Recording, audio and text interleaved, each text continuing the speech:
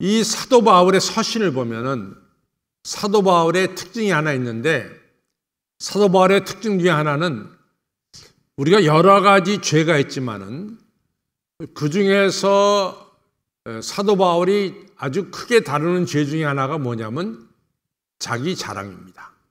이 자기 자랑이라는 것이 사도 바울에게 있어서는 큰 죄 중에 하나로 사도 바울은 여기고 있습니다. 그래서 우리가 보면은 사도 바울이 사실은 사도 바울 자신이 자랑할 게 많이 있어요. 그래서 빌립보서 3장에 보면은 너희들이 육체를 가지고 자랑할 것이 있느냐? 나 역시 육체로 말하면은 너희 못지않게 자랑할 것이 많이 있어. 왜냐하면 나는 난지 8일 만에 할례를 받았고 나야말로 순수한 이스라엘 사람이고 베냐민 집하고 그 다음에 율법의 의를 따져보면은 나는 흠이 없는 사람이다. 나는 율법을 많이 안다. 그리고 나는 히브리인 중에 히브리인이다. 이러면서 자기가 육체적으로 자랑할 수 있는 것을 자랑합니다. 좀 전에 내가 히브리인이다라고 말한 것은 사실은 사도 바울 시대에 많은 유대인들이 자기들의 모국어인 히브리어를 잘 몰랐어요. 그래서 제가 늘 말씀드리지만은 신약 성경이 당연히 유대인들의 이 이야기죠. 예를 들어서 예수님도 유대인이고 또 예수님의 제자들도 유대인이고 바울도 유대인입니다. 그러나 그 당시 유대인들이 자기들의 모국어인 히브리어를 몰랐기 때문에 헬라어로 이 신약 성경을 썼습니다. 그런데 사도 바울이 내가 히브리인 중에 히브리인이다 이렇게 말한 것은 사도 바울은 히브리어를 능통하게 하는 정말로 지식인이죠. 근데 이어서 말하기를 뭐라고 말하냐면 나는 이런 모든 것들을 다 오물러 버렸다. 이유는 딱 하나다. 나는 예수 그리스도를 더 알기 위해서 나는 나의 육신적인 자랑, 육체의 자랑을 오물처럼 버렸다. 이런 얘기를 합니다. 나로 하여금 자고하지 않게 하기 위해서, 교만하게 행동하지 않기 위해서 하나님 나한테 찌르는 가시를 주었다. 이런 말씀을 합니다. 그러니까 사도 바울로 하여금 자기 자랑이나 자기 교만에 빠지지 않도록 하나님께서 찌르는 가시를 주었다 그러죠. 또 사도 바울은 자기가 육체로 자랑할 수 있는 모든 것들을 오물처럼 버렸다. 그리스도를 알기 위해서. 그러면서 고린도전서 2장 2절에는 나는 예수 그리스도의 십자가 외에는 알지 아니하기로 작정을 했다. 이런 말씀합니다. 그 사도 바울에게 있어서는 자기 자랑이라는 것이 인간으로 하여금 여러분과 저로 하여금 죄를 짓게 만드는 중요한 요인이 된다. 이런 말씀이에요. 여러분도 아시다시피 이 창세기 3장에 보면은 우리가 창세기 3장 하면 아담과 이브가 죄를 짓는 장이 창세기 3장이에요. 그때 이제 사탄이 와서 아담과 이브를 유혹할 때 뭐라고 유혹하냐면은 이 동산 중앙에 있는 실과를 먹는 날에는 당신이 눈이 밝아져서 선악을 판단하게 되고 하나님과 같이 된다. 이런 얘기예요. 이때 아주 중요한 얘기는 우리가 눈이 밝아져서 선악을 판단하는 것, 사람들을 판단할 수 있는 능력을 갖게 되는 것, 이것은 보통 사람하고는 다른 좀 특별한 사람입니다. 특별한 능력을 가진 사람입니다. 저 사람이 선하고 저 사람이 악하고 이런 것을 판단할 수 있는 이런 능력을 가진 사람은 보통 우리 사람들보다는 뛰어난 사람이고 그리고 뛰어난 능력을 가진 사람이죠. 근데 이걸 가지고 유혹을 하는 거예요, 사탄이. 그런데 이것이 아담과 이브의 귀에 솔깃한 것은 뭐냐면 내가 선악을 알게 되는 판단을 가지게 될 경우에는 다른 사람들보다 한 단계 위에 서 있을 뿐만 아니라 하나님과 거의 비슷한 위치에 있게 되고 정말 이런 능력을 가진 것이 자기의 큰 자랑거리가 아닐 수가 없죠. 그러니까 그 유혹에 아담과 이브가 넘어가는 거예요. 동산 중앙에 있는 실과를 먹게 되는 거죠. 마태복음 4장 하면은 예수님께서 광야에서 40일 금식하면서 예수님 받은 시험이 나와요. 그 시험에 물론 돌이 떡이 되게 하라, 첫 번째 시험이 그거죠. 또 두 번째 시험은 예수님을 성전 꼭대기에 세워놓고선 뛰어내려라. 많은 사람들이 예수님이 성전 꼭대기에 있다가 저 높은 뾰족한 데 있다가 뛰어내릴 때 많은 사람들이 예수님께서 뛰어내리는 것을 보게 될 것이고, 또 예수님께서 바닥에 떨어질 때 천사들이 예수님 발을 이게 붙잡아서 사뿐히 내릴 수 있도록 이렇게 해줄 것이다. 마치 엠파이어 스테이트 빌딩에서 엘리베이터를 타고 그 높은 102층에서 내려올 때 엘리베이터가 1층까지 편안하게 우리를 내리듯이 하나님의 천사가 예수님의 발걸음을 편안하게 내릴 때는 예수님은 다른 사람보다는 특별한 사람이야. 저분은 특별한 능력을 가졌고 특별한 하나님의 도움을 받는 사람이야. 이렇게 되면은 많은 사람들이 당신을 우로로 보지 않겠느냐?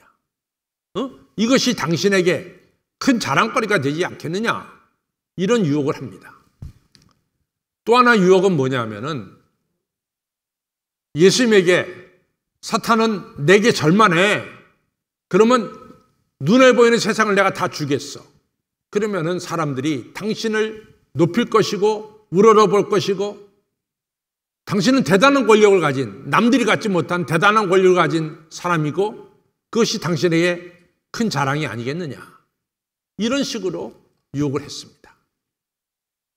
사탄의 유혹을 잘 보면은 사탄의 유혹은 우리의 뭐를 자극하냐면 나를 드러내고 싶어하는 마음, 나를 다른 사람들에게 자랑하고자 하는 그 마음을 사탄은 유혹하고 있음을 알 수 있습니다.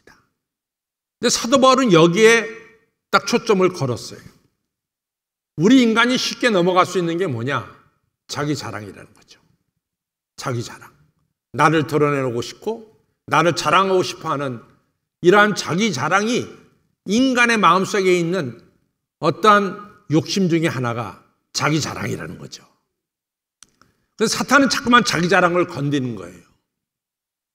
근데 사도 바울은 이런 자기 자랑이 말이죠. 어떤 것을 만드냐면 다른 사람에게는 시기심을 갖도록 만들고, 또 이 시기심은 가인이 아벨을 죽이듯이 사람을 죽이는 일까지 우리를 하여금 죄를 짓도록 만드는 일이 바로 자기 자랑이라는 거죠. 그래서 요한일서 2장 14절 15절에 보면 사람들아 이 세상에 있는 것이나 세상의 것들을 자랑하지 말아라. 너희가 이 세상의 것들을 자랑한다는 것, 육체의 정욕과 안목의 정욕과 이 세상을 자랑하는 이 생의 자랑은 너희 안에 하나님이 안 계신 거야. 너희는 하나님을 모시지 않은 것이 바로 육신의 정욕과 안목의 정욕과 이 생의 자랑이니라 라고 아주 규정을 짓고 있어요. 이처럼 우리가 우리를 자랑한다고 하는 것은 다시 말해서 하나님을 우리 마음속에서 내쫓는 이런 결과를 가져온다는 거죠.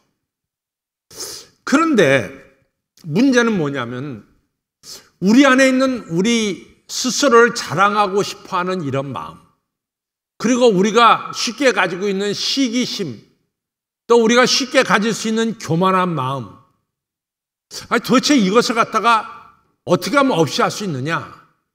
이것이 가장 큰 문제인데 사도 바울은 우리가 똑같은 마음을 가졌어요. 사도 바울에게도 자기를 자랑하고 싶어하는 마음도 있었고, 사도 바울 자기에게도 시기심이 있었고, 사도 바울 자기에게도 교만한 마음이 있었단 말이죠. 이것을 사도 바울이 없이 하는 길은 어디에 있느냐? 그 해답은 십자가밖에 없다는 거죠. 그래서 고린도전서 2장 2절에 나는 예수 그리스도의 십자가 외에는 자랑할 것이 없다. 오늘 우리가 읽은 갈라디아서 6장 14절에 내가 세상에 대해서 내가 죽고 세상은 나에 대해서 죽었다. 그리고 내게는 예수 그리스도의 십자가 외에는 아무것도 없다. 나의 자랑할 것은 십자가밖에 없다.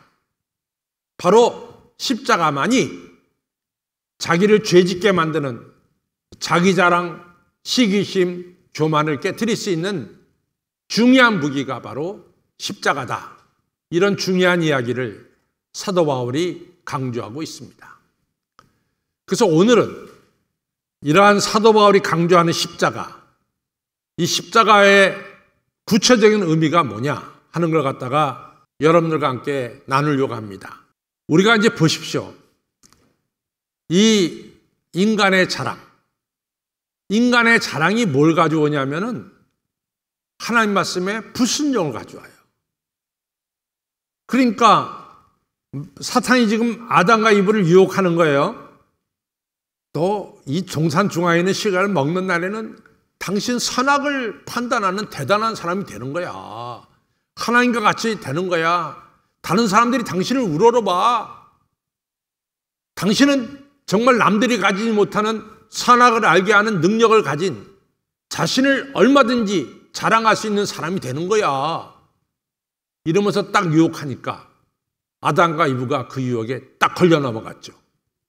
그래서 첫 번째 나타나는 게 뭡니까? 하나님 말씀을 불순종하게 만든다. 그것이 바로 하나님 말씀을 불순종하게 만들었어요. 동산중앙에 있는 실과를 먹지 말라는데 먹는 거야. 자기 자랑이 세지다 보니까, 강해지다 보니까 자연스럽게 뭡니까? 하나님 말씀을 불순종하게 되는 이런 결과를 가져오죠. 그래서 항상 자기 자랑이 강화해지면은 뭐가 나타나냐면은 여러분과 저가 하나님 말씀에 대해서 순종치 않고 불순종하는 이런 결과를 가져옵니다.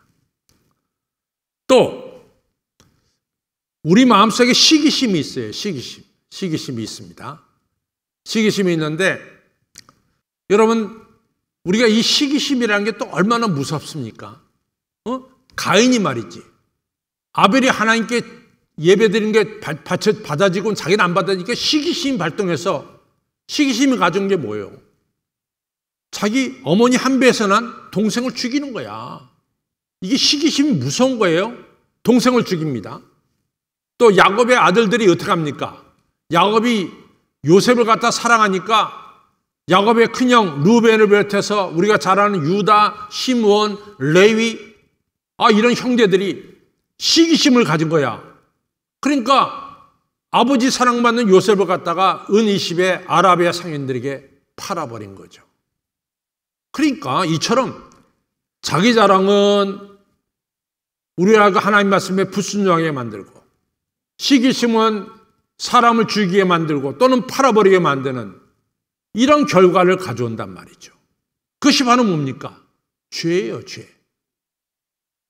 하나님 말씀에 불순종한 게 죄고 사람을 죽이는 게 죄고 그 다음에 동생을 갖다가 팔아버리는 게 그게 바로 죄입니다. 그래서 로마서 5장 14절에 사도 바울이 이렇게 말합니다. 아담이 저지른 죄가 오늘 우리에게 내려와서 그 죄가 우리에게 가져온 것이 사망인데 바로 그 사망이 우리의 삶에 왕노릇하고 있다. 이렇게 말하고 있어요. 그러니까 우리 마음속에 있는 자기 자랑, 시기심, 교만한 마음 이런 것들이 결국은 여러분과 저로 하여금 죄를 짓게 만들고 그 죄는 결국은 우리를 하여금 사망이라고 하는 것, 죽음이라고 하는 것을 가져오겠다 이런 말씀입니다. 하나님 보시기에 이러한 죄 가운데 살고 죽음 가운데 살고 있는 여러분과 저는 너무 안타까운 거예요. 그래서 레위기 17장 11절에 보면은 생명은 피에 있느니라. 누구든지 피를 제단에 뿌린 자는 속죄함을 얻느니라. 이런 말씀이 레위기 17장 11절에 나와요.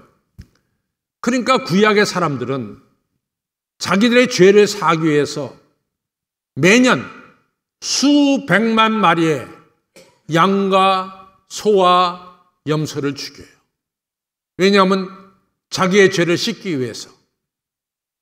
근데 결론은 뭐냐? 2022년에 수백만 마리 양과 소와 염소를 죽였어도 그 죄가 없어지지 않냐니까 2023년에 또다시 수백만 마리를 죽일 수밖에 없는 거죠. 그것이 구약에 매년 이어져 내려왔습니다. 그래서 히브리서가 아주 분명하게 이 문제를 가르고 있습니다. 우리 히브리서 10장에 보면 뭐라고 나오느냐? 황소나 양이나 염소의 피로는 우리의 죄를 절대로 사할 수가 없습니다. 이것이 결론이에요. 우리의 죄, 자기 자랑이란 죄, 시기심이란 죄, 교만이란 죄를 갖다가 황소의 피, 염소의 피 가지고는 씻을 수가 없다는 거예요. 그래서 하나님께서 한 가지 특별한 것을 예비하셨어요. 그 예비한 것이 뭐냐? 흠없고 죄 없는 독생자 예수님을 이 땅에 보내시고 예수님을 십자가에 달려 죽게 하셔서 그 피로 여러분과 저의 죄를 깨끗하게 사하는 이러한 하나님의 뜻, 하나님의 방법, 하나님의 의의를 이 땅에 이루셨다라고 히브리서는 분명히 말씀하고 있습니다. 그래서 예수님의 십자가는 뭐냐?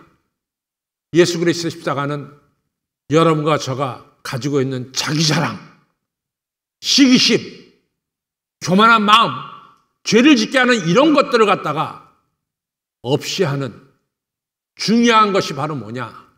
예수님의 십자가라고 하는 사실입니다. 그러면 누가 그래요? 도대체 하나님은 왜 독생자 아들 예수님을 나를 위해서 십자가에 달려 죽게 했느냐? 그 이유가 뭐냐? 성경은 말하고 있습니다.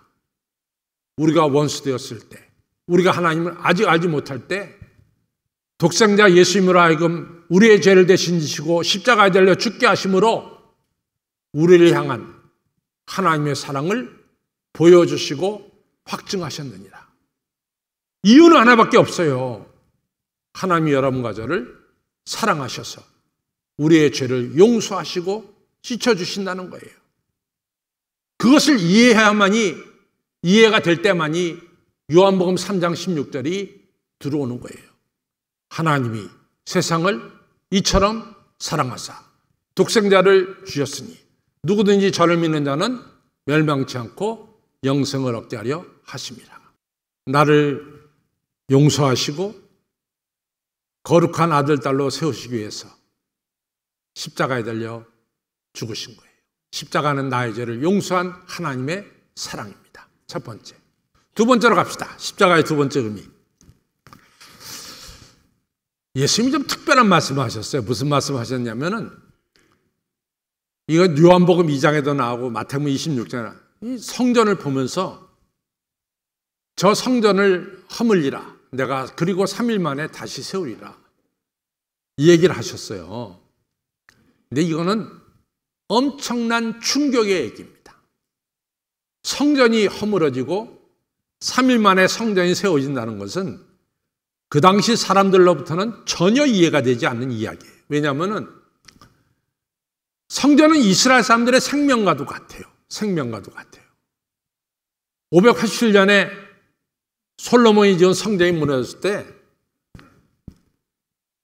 이스라엘 사람들이 얼마나 슬펐는지 예레미야 애가라고 하는 게 지어졌어요. 예레미야 애가. 하나님 우리를 버리셨습니까? 하나님 정말 살아계십니까? 이러면서 울면서 부르짖은 게 바로 예레미야 애가예요. 자기들은 꿈에도 생각하지 못했어. 법궤가 있었던 예루살렘 성전이 바벨론에 의해서 무너지라고는 꿈에도 생각하지 못한 거야. 근데 무너졌어요. 그 다음에 바벨론 포로로 돌아와서 515년에 다시 제2의 성전이 지어졌습니다. 근데 이 성전이 그 당시 포로로 돌아와서 지어졌을 때 솔로몬의 성전과 비교해서는 좀 허술했어요. 왜? 돈이 없이 지었으니까. 근데 이제 헤롯 대왕이라는 이 헤롯 대왕이 유대인들의 마음을 살려고 46년에 걸쳐서 성전을 개보수했어요. 개보수. 그래서 성전을 웅장한 성전으로 헤롯 대왕이 만들어 놨습니다. 근데 예수님이 저 성전을 헐라?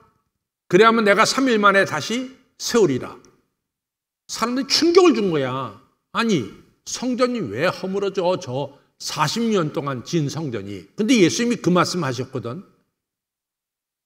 근데 이제 나중에 보니까 예수님이 그 말씀 하신 것은 예수님 십자가에 달려 죽은 지 며칠 만에? 3일 만에 부활. 자기 몸을 두고 하신 말씀인 것을 제자들이 그때 가서 깨달았어요. 그 십자가의 둘째 의미는 옛 교회, 부패한 나, 그것은 죽고 십자가 안에서 새로운 피조물로 여러분과 제가 태어나고 세워지는 것이 바로 십자가의 두 번째 의미입니다. 세 번째로, 그럼 구체적으로 내가 죽고 새로운 피조물로 나타나는 것이 뭐냐? 첫 번째는 요한복음 12장 33절에 나왔듯이 한 알의 밀알이 떨어져 죽으면 많은 열매를 맺느니라. 나 옛사람이 죽을 때 나를 통해서 많은 사람들이 예수님을 믿게 되는 열매가 맺혀지는 거예요. 두 번째로는 마태복음 26장에 예수님께서 베다니 마을에 갔을 때 한 여인이 나드양 옥합 든 나드양을 가지고 옥합 든 나드 이 옥합을 갖다 깨트렸어요. 그리고 향유를 예수님 발에 부었습니다. 옆에 있던 사람이 저 사람 저렇게 왜 낭비해? 저거 팔아가지고 가난한 자들에게 주면 얼마나 좋을 텐데 왜 저걸 낭비해? 그때 예수님께서 말씀하시기를 저 여자가 한 것은 나의 장래를 위해서 나의 죽음을 위해서 한 것이다. 저 여자의 행한 것은 이 복음이 전파되는 곳에 저 여자의 행한 것도 전파가 될 것이다. 옥합이 깨트려질 때 그리스도의 향기가 퍼져나가는 역사가 나타나는 거죠. 여러분과 저가 옛사람 십자가에 달려 죽을 때 그리고 새로운 피조물이 될 때 여러분과 저를 통해서 그리스도의 향기가 퍼져나가는 역사가 나타나는 거죠. 세 번째로는 창세기 32장에 야곱이 야복강가에서 형 에서가 온다는 소식을 듣고 하나님의 사자와 밤새도록 씨름합니다. 그때 하나님의 사자가 야곱의 환도뼈를 쳤어요. 환도뼈가 부러졌습니다. 위골되었습니다. 그때 하나님의 사자는 야곱에게 새 이름을 주신 거죠. 야곱, 넌 사기꾼이야. 야곱은 사기꾼이라는 이름 아닙니까? 너는 사기꾼 야곱이 아니라 이제는 네 이름이 이스라엘이 되리라. 새 이름을 갖게 되는 거죠. 이것이 바로 십자가의 의미입니다. 내가 그리스도와 함께 죽고 그리스도와 함께 살 때 하나의 밀알이 죽어서 많은 열매를 맺는 것처럼 우리를 통해서 많은 열매가 맺혀지게 될 것이고 옥합이 깨트려져서 그 그리스도의 향기가 퍼지는 것처럼 그리스도와 함께 죽고 그리스도가 사는 여러분과 저를 통해서 그리스도의 향기가 퍼져나가게 될 줄로 믿습니다. 마지막으로 여러분과 저가 그리스도 안에서 죽고 살 때 우리는 더 이상 야곱이 아니라 뭐가 돼요? 새로운 피조물 이스라엘이 되는 축복의 역사가 있게 되는 것입니다. 십자가의 세 가지 의미. 십자가는 하나님이 나를 사랑하사 내 죄를 용서하신 것이 십자가입니다. 십자가의 둘째 의미, 나 옛사람은 죽고 새 사람으로 태어나는 것이 십자가입니다. 이것이 세 번째 실천적으로 하늘의 밀알이 썩는 것이고 옥합이 깨어지는 것이고 환도뼈가 부러져서 여러분과 저가 열매를 맺고 그리스도의 향기를 드러내고 나아가서 새로운 이스라엘, 새로운 피조물 야곱이 아니라 이스라엘 되는 축복의 역사가 일어나는 것이 바로 십자가입니다. 이 십자가의 은혜와 축복이 여러분들의 길을 주님의 이름으로 축원합니다.